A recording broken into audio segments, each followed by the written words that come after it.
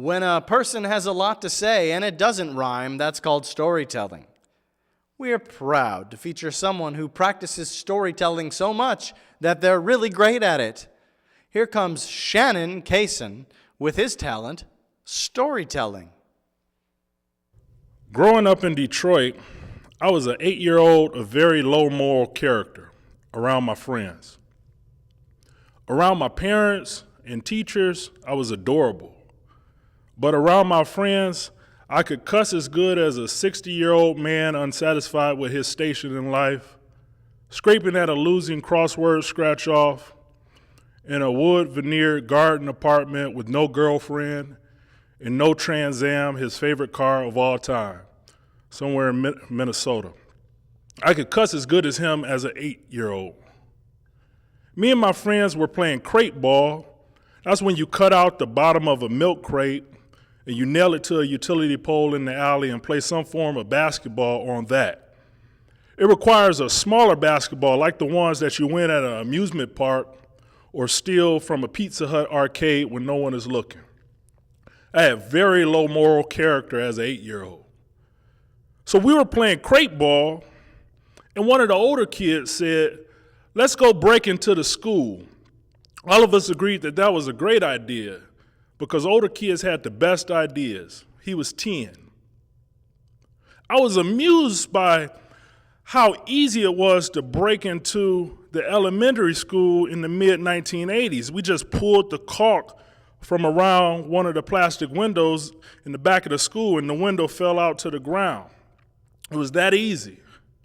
And it didn't break or make a lot of noise because the window was plastic.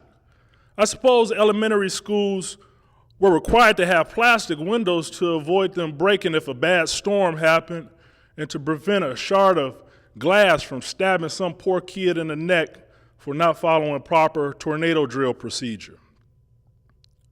In the school, we went through the teacher's desk and tore out the grades for the year. We squoze Elmer's glue into wherever we thought it would be most difficult to clean it out of.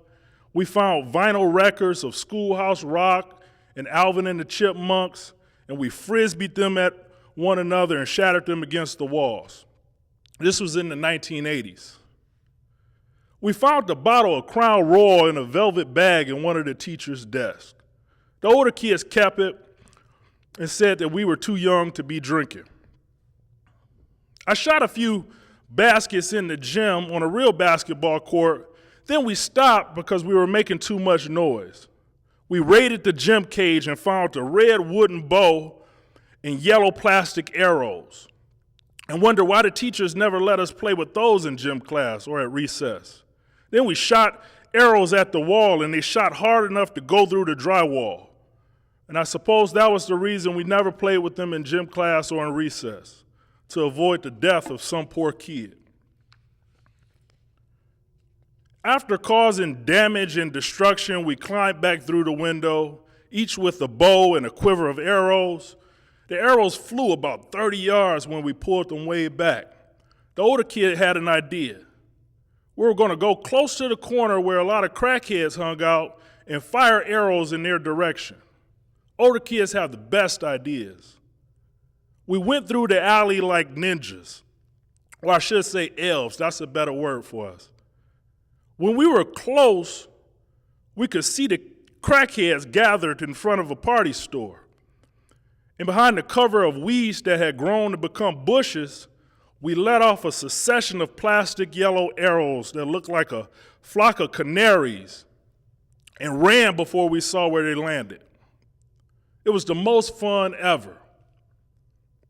The next school day, there were police cars in front of the school, and the principal was at the door watching each student enter.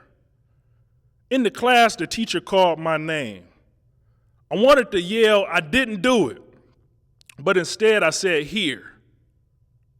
I waited all day for her to call my name again, and she never did. At recess, all my friends looked at each other in a knowing silence. No one said a word. We got away with it. No one snitched. A few of those kids went on to become neighborhood drug dealers, lifelong criminals like myself. and surprisingly, some of them went into the ministry. I hope no crackheads died when we shot at them on the corner, because there's no statute of limitations on murder. Thank you. Shannon, that's wonderful. Thank you for sharing your story. So, how long have you been telling stories? Well, I've been telling them for about 3 years now, but I've been writing for a long time. And is that all stuff pulled out of real life? Is this all true story that you're telling? Yeah, it's all stories that I got from my experiences, young and old. I had a lot of failures, and I share those on stages. That's great. That's a brave thing to do. Tell me, can you name some places that are difficult to get Elmer's glue out of? If you put it into a pencil sharpener, it can't come out of that. And then they used to screw the pencil sharpeners down, so they would have to get a brand new pencil sharpener and attach it in some way. So that was my thought. Well, that's a life lesson. That's fantastic. Thanks again for being on Steve Gadlin Star Makers. Thank you. We'll be right back.